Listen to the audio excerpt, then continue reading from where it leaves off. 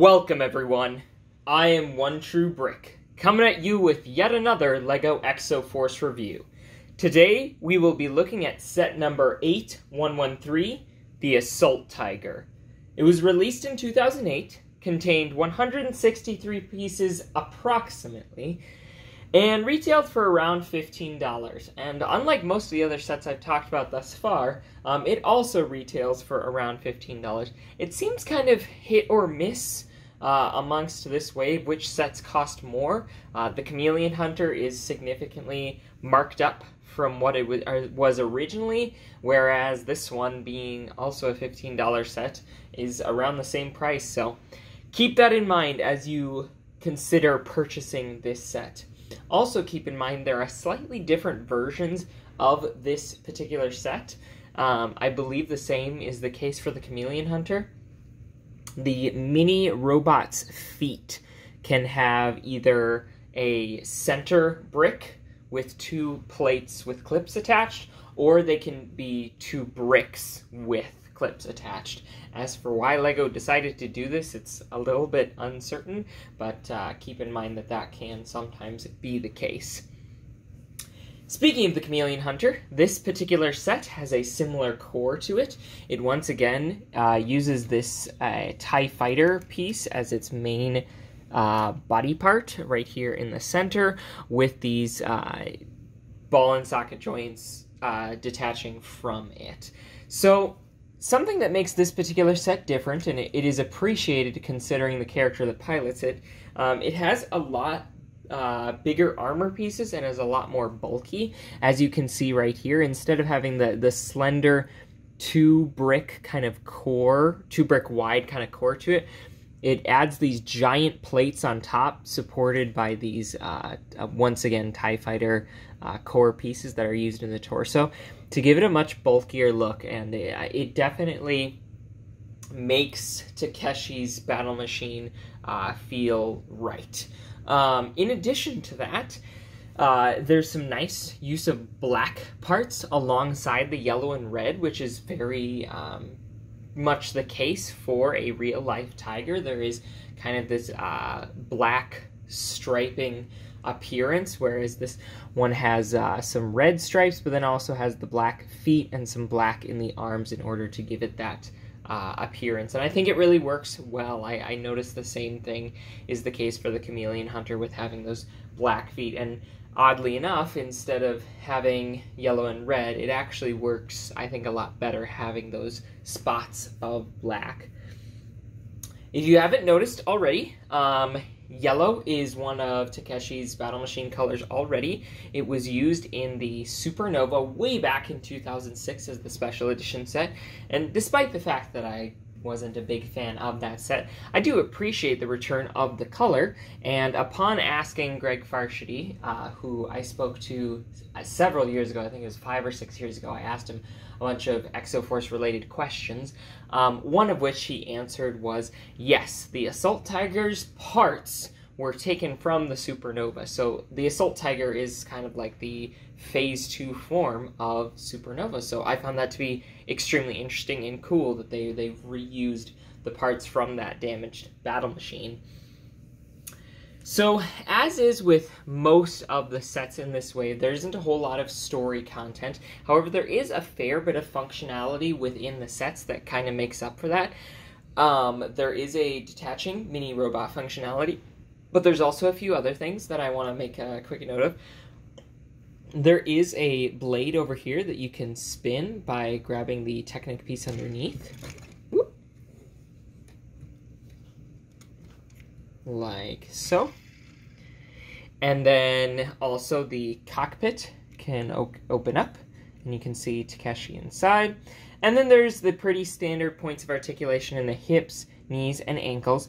Unfortunately, once again in the arms, there's a lack of elbow movement, which really is frustrating to me, but at this point it seems kind of like Mark Stafford and the LEGO team involved in designing it kind of made an executive decision to do that for all of the sets. So there really is a pretty consistent lack of elbow articulation, which is a little bit annoying. In this particular set, it's not quite as big a deal in my opinion because neither of the weapons are arms, like have actual hands where articulation would be really nice. They're rather thin pieces, so I guess it makes a little bit more sense. And then of course there is the functionality of the mini robot right here, which can slide off like so. I'm gonna try not to break it. And as you can see, there is still a weapon attached here.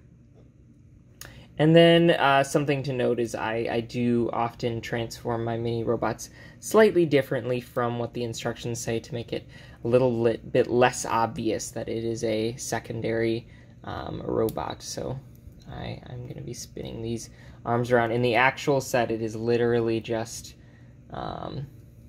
as simple as slapping this on, and it just kind of stays on just like this with the eye right there. And I think it's a little bit too obvious for my liking, so feel free to do the same on yours if you get this set. But this one I find to be a little bit more interesting than the rest, most notably because it has some head articulation, and I really think it fits the color scheme quite well. I like how it's a completely different color from the primary color scheme of the rest of it, whereas with the Chameleon Hunter it was the same green that was in the Chameleon Hunter, and then the River Dragon had the same red and black, whereas this one uses its secondary color of red, or dark red paired with yellow, and I think that really works well.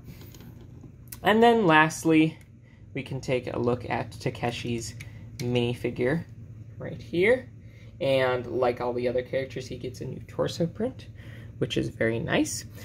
He has kind of this yellow and dark red camo color, and then this kind of armored plating right here.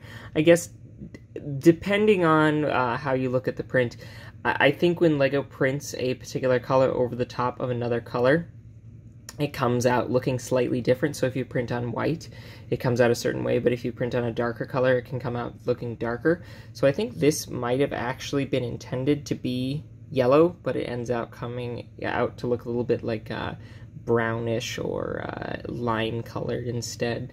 But I think the original intended color was yellow on that piece. I'm gonna go ahead and stick them back in there. Something else to note, just like as with all the other human battle machines of this wave, there is the antenna here, and this one also has the kind of sonar dish. Both of those are pretty fragile. Thankfully, there's not really any other fragile parts.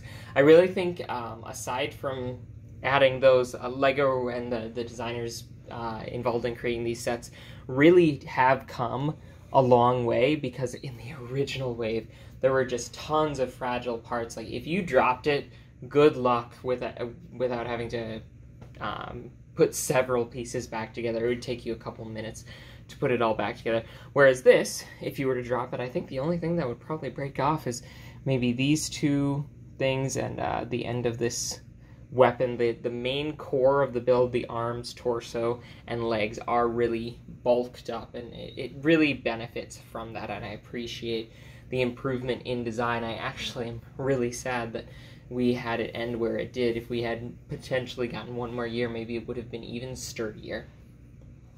So one other thing that I want to make note of, when I was reviewing the Chameleon Hunter, I didn't have the picture handy, but there is a combo model that you can build by combining the Chameleon Hunter and the Assault Tiger together. And it looks like this. Even though it didn't show up in the story at all, I think it's a very nice thing to see more combo models. In the middle year, the Golden City era, there was a very limited number of combo models. I think the only two like really prominent ones were the ones that you could make by combining 3 of the first wave sets, so all the human battle machines or all the robot battle machines, to build oh boy, Sky Titan or Iron Crusher, those two.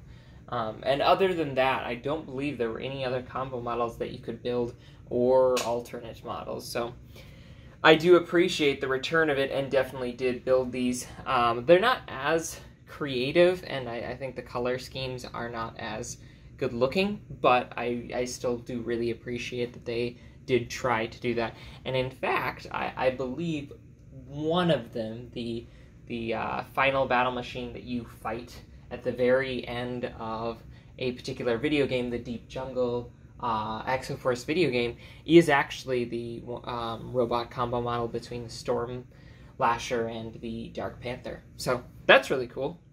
I'll probably bring it up again when I review the Storm Lasher. But as is with most of the sets from this wave, there isn't really a whole lot of story content.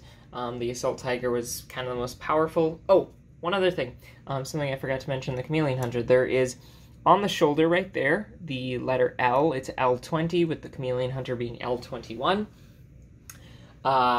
It confuses me as to why they didn't just go with the C one. For the W being water in the River Dragon, I totally get there wasn't any other lettering that really made sense. But the L apparently stands for land, so there are 2 land-based vehicles. Honestly, you could have just gone with the C, because combat, but whatever. LEGO does as it does. So the L stands for land, so there's L20 and L21 for the Chameleon Hunter and Assault Tiger. But that is all I've got for this review. Come back next week when I will be taking a look at a very, very special set. One, in fact, that I guarantee, unless you are Mark Stafford himself, as of the making of this video, you do not have it. That being the Jungle Thrasher. Set number 8116. It was never ever released to the public. It was a canceled set, and I will be talking a little bit more about why it was canceled next week, but be sure to tune in for that. It will be a very special review. So, with that, thanks. Bye! The way that this has been designed, there's kind of, it almost looks like there was an intended functionality with this that hasn't been seen in